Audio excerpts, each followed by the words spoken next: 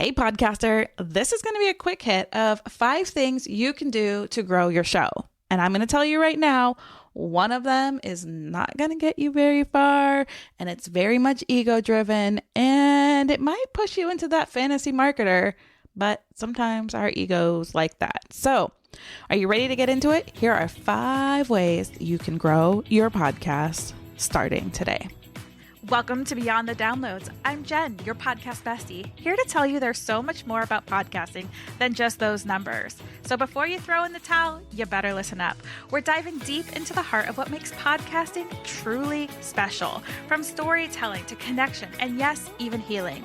Think of me as your podcast life raft, ready to help you navigate those choppy waters of this podcasting world and the podcast overwhelm. From understanding the therapeutic power of sharing your voice to the practical tips to grow your show without losing your ever-loving mind. If you're ready to ditch the hustle and create content that leaves a legacy, a tsunami impact, no more ripples. Whether you're launching your first show or looking to take your podcast to the next level, I'm here to help you grow, launch, and yes, make some money from your passion. Let's make your podcasting dreams your reality. It's time to go beyond the downloads, where your story becomes a legacy. All right, first and foremost, we need to audit our shows. If you don't know what that is really looking at your show, looking at your stats, looking at what you're titling things, where things can be found. Because although podcasting, the searchability is, we can just say it, it's shit. It's getting a little bit better, but we really need to look at how we're titling our shows. Those fancy, fun titles, that fancy, fun name, you're going to have to work to have people find it unless you're actually using words that people are searching for. Meaning, Beyond the Downloads, is that a great show name?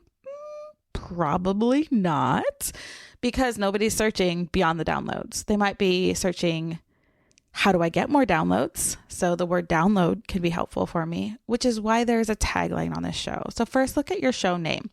The second place we got to look is those episode titles. How fancy have you gotten? Because this is really a time, and there are tons of episodes. I'd go back to Faith's episode. She's an SEO genius. Shout out to Faith Hannon.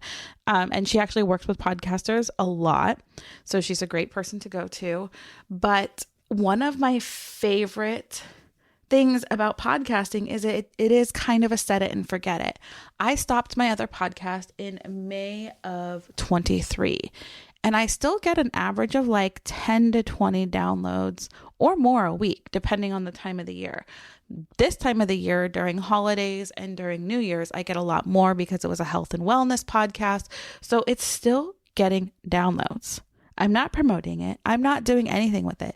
The thing is that I worked on the SEO in the titles. So that's where the magic of podcasting is, and that longevity of your podcast lives, unless you can also do things for longevity of like doing a meditation program or some sort of activity where you can keep pointing people to that one episode to drive them to your show. Sometimes that's a great way to drive to your show, but that's another one of the 5 things. So we're really talking about like looking at the SEO. What are your people actually typing? And I call this, in my groups, we call this boring fingers, because what we're thinking and what we're typing are 2 different things. And we get pretty boring when it comes to typing with our fingers of what we're looking for. So really think about those boring fingers, those boring titles, those boring, taglines on your show. You really got to start thinking about those things. So number 2 is sharing on social medias and other platforms. This is you creating assets from your show. Most things like audiograms and clips don't necessarily work that well. Sometimes they do, sometimes they don't. But this is using those sorts of platforms and repurposing your podcast on some way to drive people back.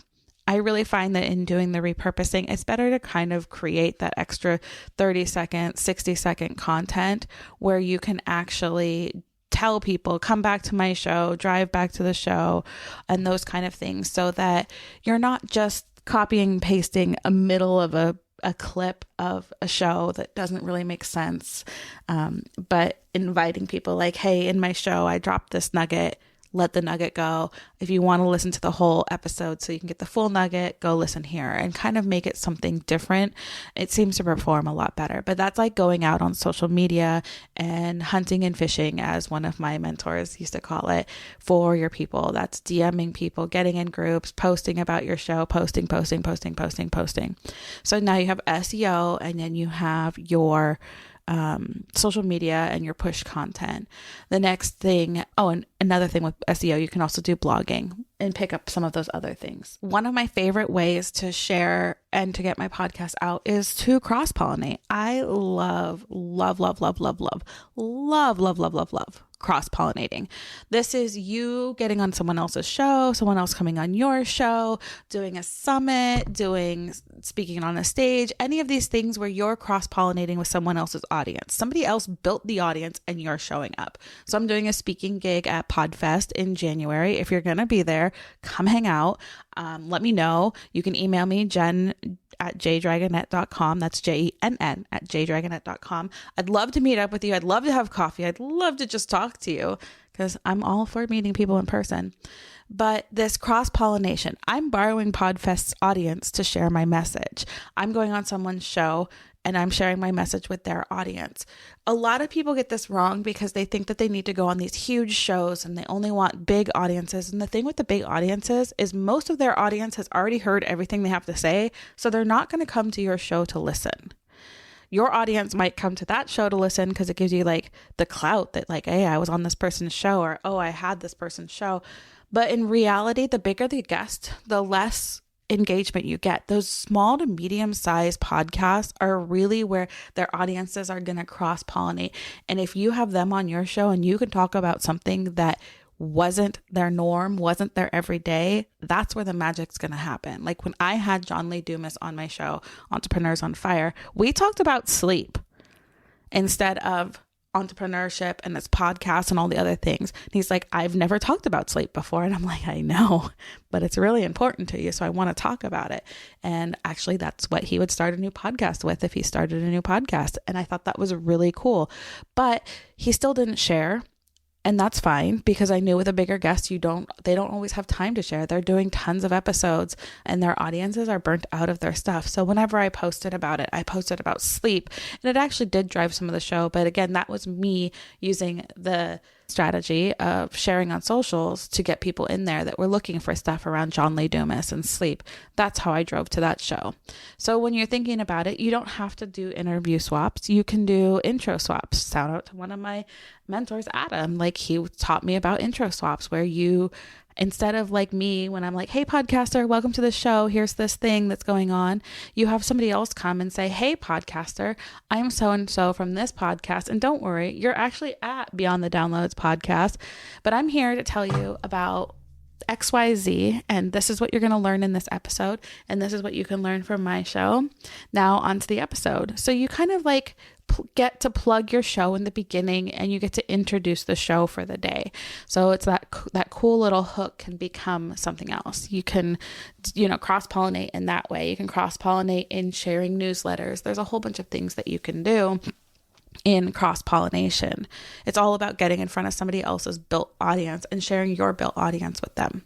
So the next one, paid ads. And now this one I don't recommend doing until your show's been on for a little while and you've really gotten down to something that people want to listen to. You're seeing at least micro growth every month. Maybe it's not like huge growth, but it is trending in the growth section every month.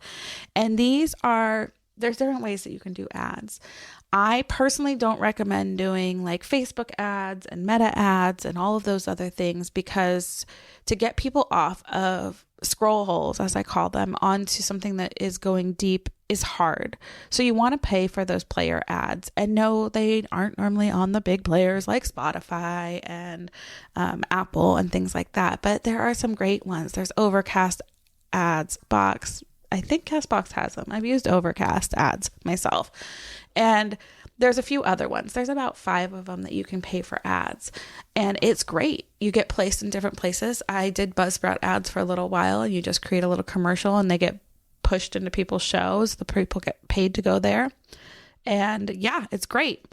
And then there's, different ways that you can pay to get into newsletters. There's a whole bunch of ways that you can pay for ads, but running social media ads to your show, unless there is a caveat, there is a catch to this.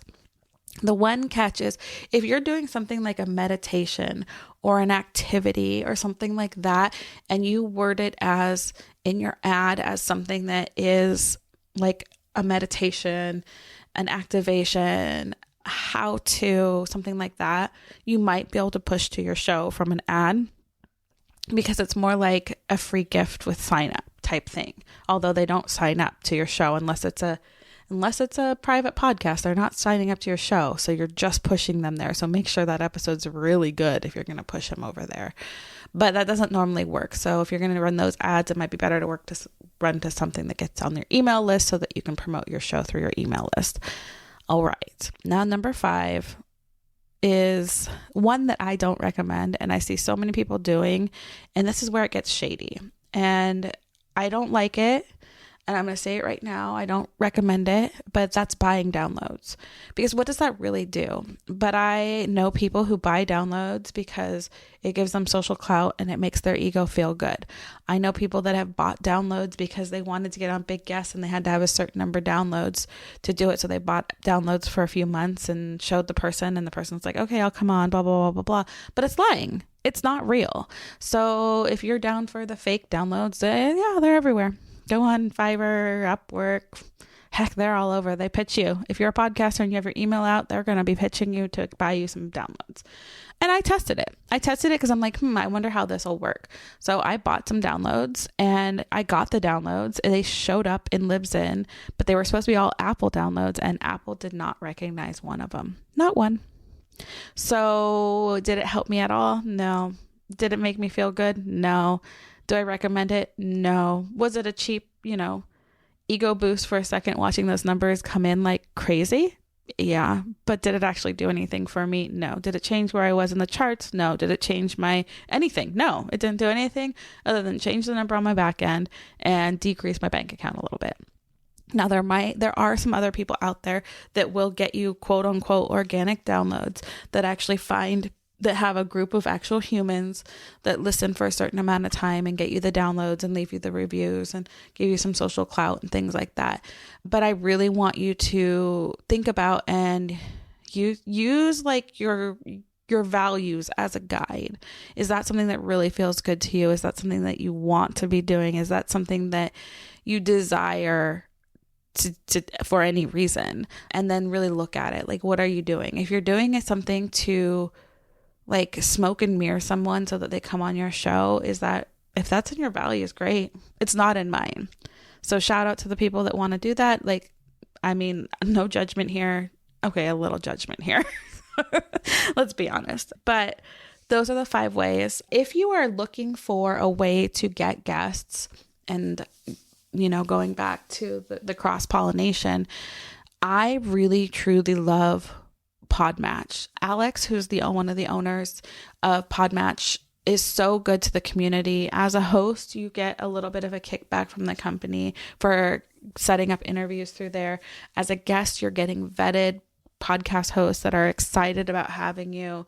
So it's a really great service. I'll put my link in, and yes, I am an affiliate, so I do get a little bit of a kickback, but I'll put my link in the show notes because I truly think that it's a great way to just like start getting to meet people. That's what podcasting is all about. Like, the connections that come with podcasting is truly where it's meant to be. And like, for me, I don't need the big numbers. It's served its purpose. It's grown my business. I'm a single lady in California. I own my own home. I'm doing just fine. Am I wealthy and, wiping my butt with hundos and, flying all over the world and doing all? No, but I'm comfortable. I could love being more. I could love making a bigger impact, which is why I'm really excited about Podfest and starting to bring the story of your story as someone's life raft on stage. But it's all about connections. Like, without this podcast, I wouldn't be here. I woke up that one day and decided to be a podcaster and launched the podcast the same day. And guess what? That saved my life, literally saved my life. I was praying every night to not wake up. And I was pissed every morning.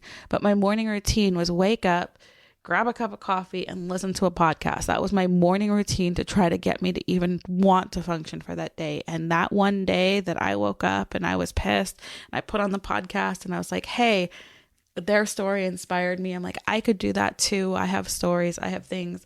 I know how to, like I'm a health and wellness coach. There's a whole bunch of things I could give back to the world. And I started that day. By episode 7, I had agreed to go to Costa Rica with somebody on a trip for wild and free. And then, I spent 4 years getting free. And this year I'm finally free from the abuse that I was taking. So podcasting does have a lot. Those are the 5 ways to grow. But I also want you to think like when you're using these 5 ways, especially if you use the fake downloads, the downloads that aren't real people, that aren't really listening. It's just an ego boost. I want you to look at like, what's the impact in the world that you're making, and be happy. Like if you were that one person that did that podcast and you knew that it took me from suicidal ideation where I was pissed to be on the planet to changing my life to where I am now, would that make it worth it to you? And yes, I have bought things from them. I know I did. I forget who it was because I was buying everything at that moment because I was so distraught, but I know I bought from the podcast also. So, you never know what can come. And if you focus on the connections and the impact, it's magical. Like my business grows on its own. I don't show up on social media. My production business grows.